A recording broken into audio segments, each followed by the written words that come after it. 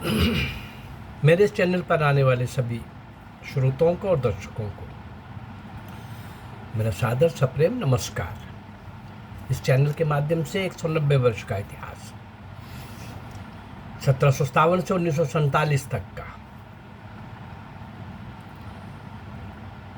संघर्ष का इतिहास, बलिदान का इतिहास, कुर्बानी का इतिहास, फांसी के तख्तों के ऊपर हमेशा की नींद सोने वालों का इतिहास, काला पानी जैसे नारकीय दंड को भुगतने वालों का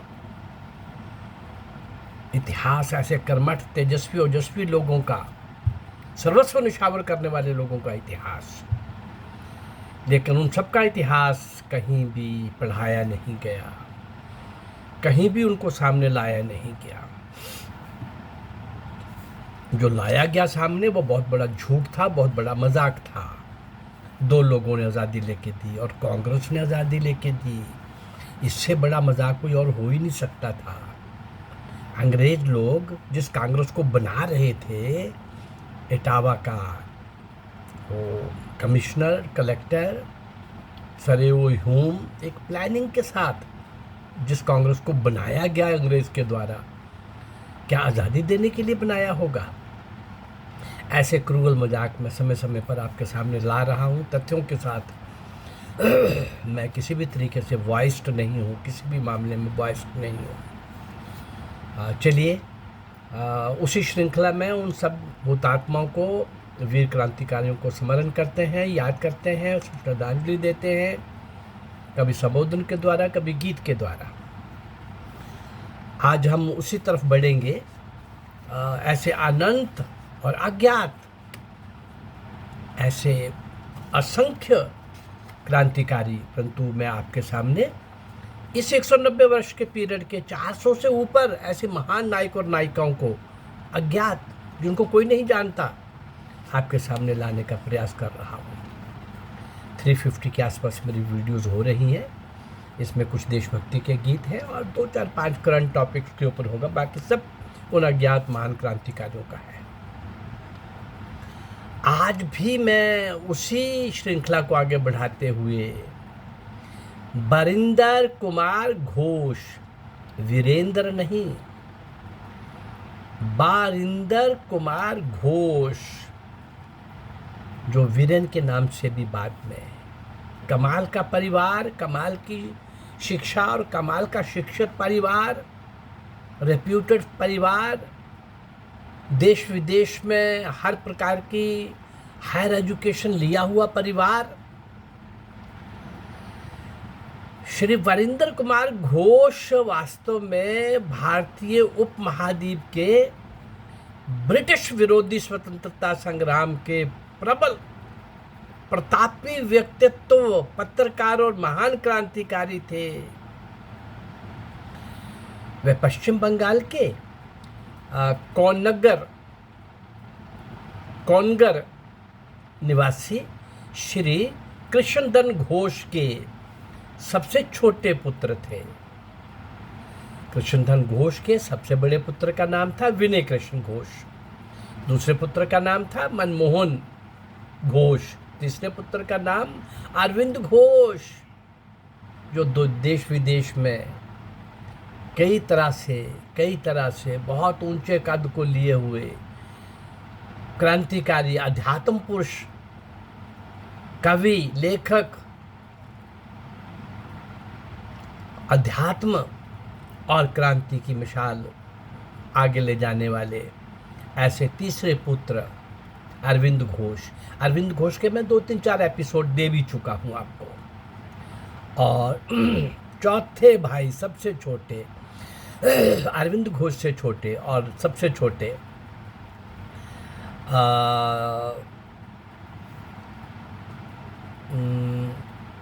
तीसरे पुत्र का नाम तो अरविंद घोष था। हाँ, चौथी पुत्री थी जिसका नाम सरोजनी घोष था, जिसका नाम सरोजनी घोष था।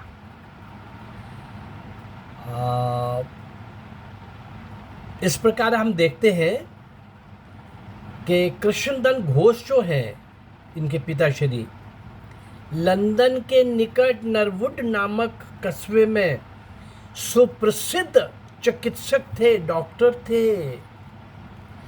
इसके अलावा वे प्रसिद्ध जिला सिविल सर्जन भी थे। नरवुड में ही बारेंद्र का जन्म 5 फरवरी 1879 को हुआ, 1880। बारिंदर, जिनकी आज हम चर्चा कर रहे हैं, बारिंदर कुमार घोष की माता का नाम श्रीमती स्वर्णलता देवी था। वे सुप्रसिद्ध समाज सुधारक और विद्वान श्री राजनारायण बसु की पुत्री थी। राजनारायण देवघर झारखंड से तकरीबन लगभग 2 मील दूर रोहिणी में रहते थे। उनका पूरा खानदान अंग्रेज विरोधी था, देशभक्त था। वे लोग भारत मेले का आयोजन भी करते, उसके अंदर विभिन्न भाषाओं में और लोक भाषाओं में हर प्रकार के भिन्न भिन्न कार्यक्रम का आयोजन करते और भिन्न भिन्न सभाओं में भिन्न भिन्न मंचों से राष्ट्रीय चेतना जागृत करने का प्रयास करते।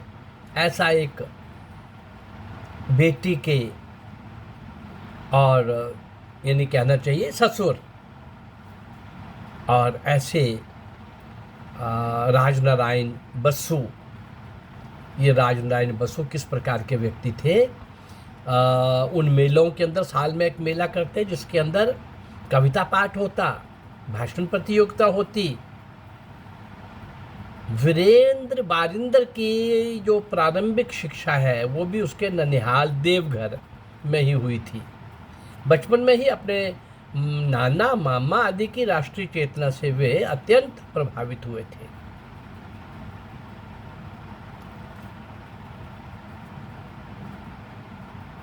सुप्रसिद्ध अध्यात्मवादी और चिंतक महर्षि अरविंद बारिंदर से बड़े थे। पहले वे बड़ौदा कॉलेज में अंग्रेजी के प्राध्यापक थे। बहुत डिटेल में मैंने एपिसोड दिए हैं इनके। ग्वालियर महाराष्ट्र से उनका घनिष्ठ संबंध था। श्री मनमोहन घोष अंग्रेजी साहित्य के विद्वान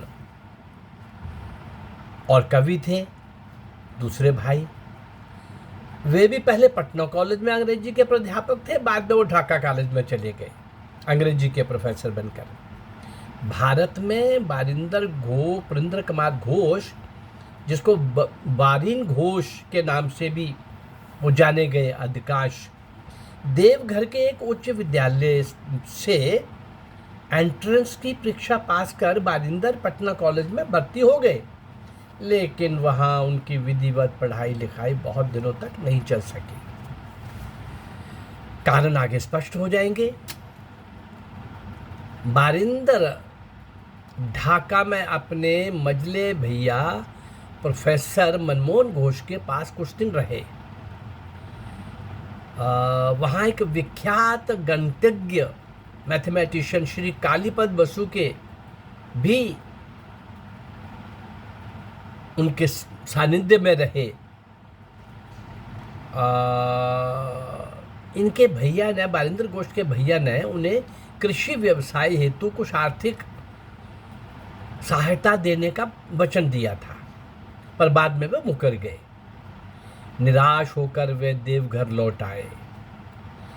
वहाँ उन्होंने कुछ ट्यूशन की, परंतु उससे अधिक आमदनी ना होती देख वे एक मित्र की प्रेरणा से पटना कॉलेज के सामने उन्होंने एक चाय की और एक छोटी सी मनियारी की दुकान खोल ली। वहाँ से वो बड़ौदा अपने छोटे भैया अरविंद घोष के पास चले गए। वो दुकान भी कुछ ठीक से चली नहीं। वहाँ उनकी मित्रता बड़ौदा के एक सैन्य विभाग के रेजिमेंट के एक एडजुटेंट, सहायक सैन्य अधिकारी श्री माधव राव से भेंट हुई। वे शिकार करने के शौकीन थे। उन्होंने बारिंदर को राइफल और बंदूक चलाना सिखाया। वे उन्हें शिकार पर ले जाते और बड़ौदा में ही बारिंदर ने इतिहास और राजनीति शास्त्र का गहन अध्ययन भी किया। ऐसे ही परिवेश, परिस्थिति और अध्ययन से बारिंदर के प्रतापी व्यक्तित्व का निर्माण और उनके अंदर क्रांतिकारी चेतना का उदय हुआ। बारिंदर अपने भैया अरविंद घोष से काफ़ी प्रभावित थे। अरविंद की शिक्षा कैम्ब्रिज के किंग्स कॉलेज में हुई। उन्होंने आईसीएस की खुली परीक्षा में भाग लिया और सर्वोच्च अंक प्राप्त किया, सर्वोच्च स्थान प्राप्त किया।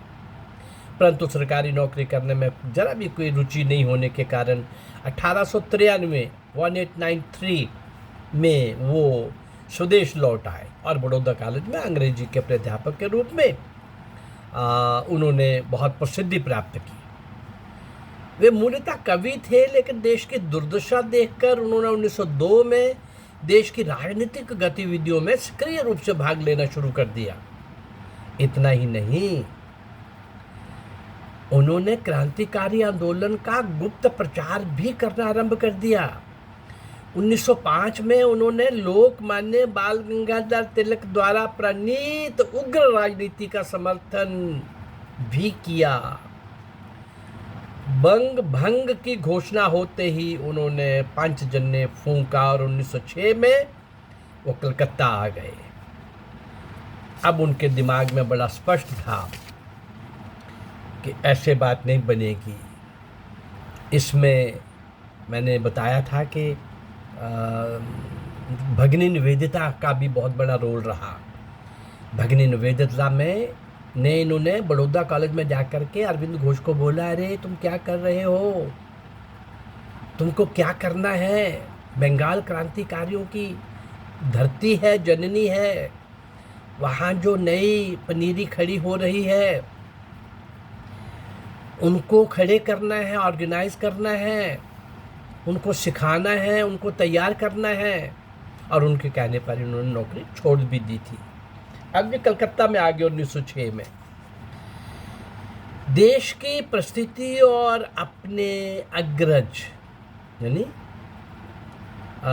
उनकी क्रांतिकारिता से प्रभावित और उनसे अनुप्रेरित होकर, अपने अग्रज यानी अरविंद घोष से प्रभावित होकर 1902 में ये भी कलकत्ता आ गए। स्वाधीनता संग्राम में कूद पड़े। 20वीं शताब्दी के आरंभ में अरविंद घोष ने बंगाल के विभिन्न विप्लवी संगठनों को एकजुट करने के लिए अपने योग्य सहयोगी जितेंद्र नाथ बनर्जी को दायित्व सौंपा। जितेंद्र नाथ बनर्जी का भी मैं एपिसोड दे चुका हूँ। उस सारे कार्य में तेजी लाने के लिए, जितेंद्र नाथ का सहयोग करने के लिए बारिंदर को भी साथ में लगा दिया, कार्य में तेजी लाने के लिए, और इसको भी तैयार करना था और सहयोग भी चाहिए था। लेकिन किसी कारण से बारिंदर में और जितेंद्र नाथ बनर्जी में स्वभाव दोष के कारण या तौर तरीकों के कारण थोड़ा सा उनका मामला आगे तक नहीं बढ़ा। तब बारिंदर ने, वो तो जितेंद्र नाथ थे, ये यतीन्द्र नाथ जिनको बाघा जातीन के नाम से भी पुकारा गया, याद किया गया। बाघा जातीन, जतीन्द्र के भी मैंने 2-3 एपिसोड दिए हैं आपको। इन महान क्रांतिकारियों के ये सार के साथ ये काम कर रहे हैं और आगे बढ़ रहे हैं। इन्होंने मिलकर कलकत्ता में युगांतर नामक एक क्रांतिकारी संगठन की स्थापना की। इसके अलावा उन लोगों ने बंगाल के अलग अलग हिस्सों में क्रांतिकारी दलों को संगठित करना शुरू कर दिया। 1903 में कलकत्ता में श्री प्रमथनाथ मित्र और सत्येंद्र नाथ बोस ने एक व्यायामशाला की स्थापना की। श्री एम.एन. राय के सुझाव पर उनका नाम अनुशीलन समिति रखा गया। अनुशीलन समिति पर भी मैंने एपिसोड दिए हैं। वो व्यायामशाला केवल एक दिखाने लायक था, अंदर में सारी क्रांतिकारी गतिविधियाँ ही होती थी। शस्त्र कहीं बनाने का काम, कहीं इकट्ठा करने का काम, कहीं सिखाने का काम, ये सब होता था। अनुशीलन समिति सिर्फ नाम की व्यायामशाला थी। उनका असली काम मैंने आपको बता दिया कि युवा क्रांतिकारियों की चेतना जागृत करना, उनमें देश प्रेम जागृत करना, उनको क्रांतिकारी बनाना और भारत माता की स्वतंत्रता के बेड़ी काटने के लिए उनको पूरी तरह से तैयार करना। इनका जो पहला कार्यालय था वो तो कलकत्ता में और दूसरा ढाका में। 500 के आसपास इनकी शाखाएं हो गई अनुशीलन समिति की। और इनके अधिकांश सदस्य कौन थे? स्कूल और कॉलेज के छात्र। सदस्यों को लाठी, तलवार और बंदूक चलाने का प्रशिक्षण भी दिया जाता था व्यायामशालाओं में। यह अलग बात है कि बंदूकें इतनी अवेलेबल नहीं थी कि सबको ओपनली सिखाया जा सके। बंगाल में क्रांतिकारी विचारधारा को फैलाने का श्रेय बारेंद्र कुमार घोष और विवेकानंद के भाई भूपेंद्र नाथ दत्त को ही जाता है। बहुत लोगों का योगदान है। बंगाल तो भाई क्रांतिकारियों की जननी थी और क्रांतिकारियों की भूमि थी वो, लेकिन मुख्य रूप से इन लोगों ने भूपेंद्र नाथ दत्त, विवेकानंद जी के भाई, और बारेंद्र कुमार घोष, इन दोनों ने बाद में क्या किया, कैसे किया, और बारेंद्र कुमार घोष अपनी यात्रा को कैसे पूरा करते हैं, अंत तक किस प्रकार का संघर्ष करते हुए आगे बढ़ते हैं, कैसे कैसे कमाल के कारनामे वीरता और शौर्य के करते हुए दूसरों के लिए प्रेरणा का केंद्र बनते हैं, ये हम कल के एपिसोड में जानना चाहेंगे। मेरा इतना ही कहना है कि इतने सारे असंख्य कमाल के कमाल, एक से एक बढ़कर के शौर्य और वीरता के शिखर पर बैठे हुए ये महान तपस्वी, मौन तपस्वी, क्रांतिवीर, जो हर प्रकार से, अरे काला पानी जैसा नारकीय जेल का पूरी उम्र और आम जेलों के अंदर आजीवन कारावास और दंड सहित, ऐसा सब जूझने वाले, सहन करने वाले, लड़ने वाले और सशस्त्र चुनौती अंग्रेजों को देने वाले ऐसे असंख्य और अज्ञात मैं कुछ लोगों को आपके सामने लाने का प्रयास कर रहा हूँ। मेरा ये कहना नहीं है कि मैं जो इस काल के 190 साल के काल के मैं अगर आपको 400-450 दे पाया तो यही होंगे, नहीं भाई, और भी हैं। और हमें बताया गया कि आज़ादी 2 लोगों ने लेके दी है और उस पार्टी ने लेके दी है जो बनाई अंग्रेज़ ने अपनी सुरक्षा कवच के लिए। मेरा ये प्रयास इन सब महान विभूतियों को, हुतात्माओं को स्मरण करने का मेरा ये प्रयास अगर आपको अच्छा लग रहा है तो इस चैनल को लाइक करिए, सब्सक्राइब करिए और इसको शेयर करिए। नमस्कार, जय भारत, जय हिंद।